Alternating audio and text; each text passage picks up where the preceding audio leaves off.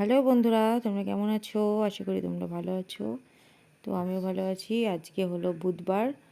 তো বুধবারে তোমাদের একটি নতুন ব্লগে সবাইকে স্বাগত জানাচ্ছি। তো চলো, গান করতে করতে চলে গেলাম একটু রান্নাঘরে। সকালবেলায় কী রান্না বান্না হচ্ছে দেখে নাও। এটা হলো টক দই আছে, ফার্স্টে টক দই দেখিয়ে দিলাম।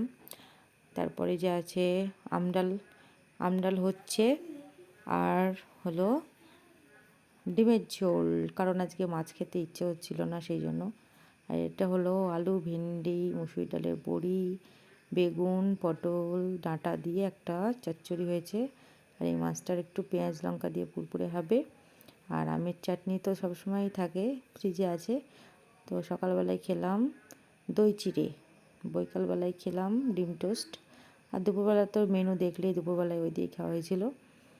তো ডিম টোস্টটা আমি বেশি খাইনি, আমি এক পিসই খেয়েছিলাম, কারণ দুপুরে ভাত খেয়েছিলাম, খিদে ছিল না। তাই বললাম কেমন হয়েছে।